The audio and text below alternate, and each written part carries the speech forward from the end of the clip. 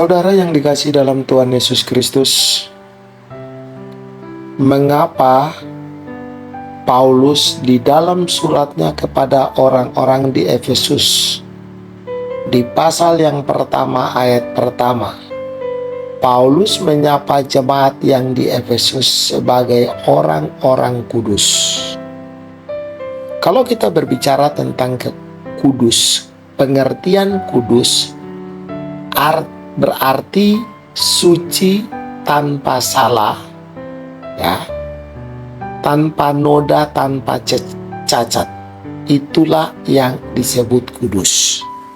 Nah, mengapa Paulus menyapa jemaat yang ada di Efesus dengan sebutan orang-orang kudus?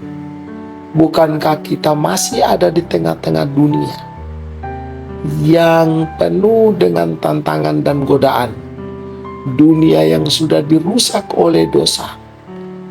Dan di dalam dunia yang rusak itu, kita diizinkan oleh Allah untuk tinggal di tengah-tengah, di antara orang-orang yang sudah dirusak oleh dosa, sehingga tidak lagi membedakan kebenaran dan ketidakbenaran.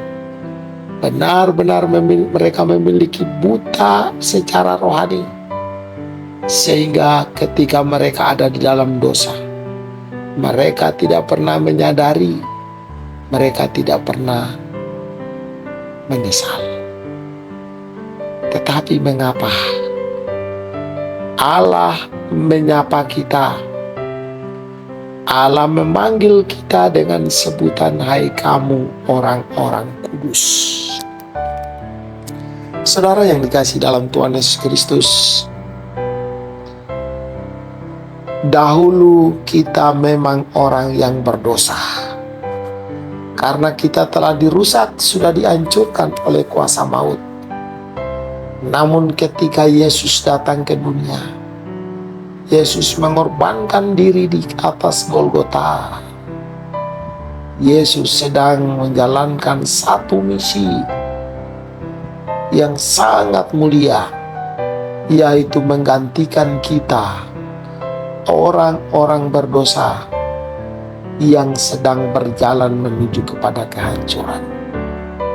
Saudara yang dikasihi dalam Tuhan Yesus Kristus, maka sebutan orang kudus memiliki pengertian bahwa secara status kita di hadapan Allah, kita disebut sebagai orang kudus atau orang-orang yang benar.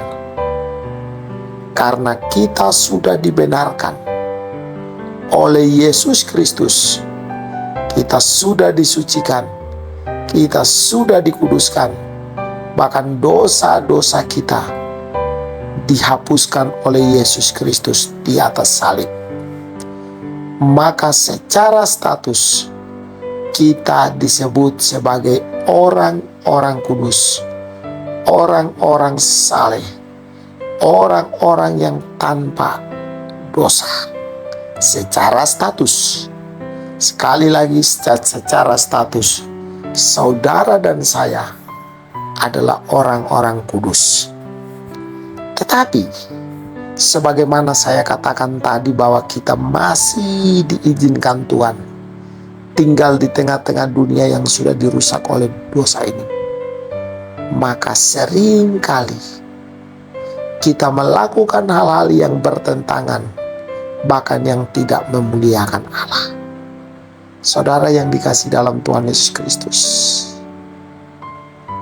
mari kita mengingat bahwa kita adalah anak-anak Tuhan. Kita adalah orang-orang yang dikuduskan, disucikan, dihapus dosa-dosa kita oleh Tuhan Yesus Kristus. Mari kita berdoa. Bapa yang baik, kami bersyukur, kami berterima kasih atas kebaikan-Mu yang sangat luar biasa, di mana Engkau telah mengutus anak-Mu yang tunggal datang ke dunia untuk mencari dan menyelamatkan kami. Dengan karya Kristus yang agung, membuat kami menjadi orang-orang kudus, orang-orang yang suci, orang-orang yang benar. Kebenaran yang kami miliki bukan kebenaran yang berasal dari kami, tapi kebenaran itu dari Tuhan bagi kami. Terima kasih Bapa. Amin.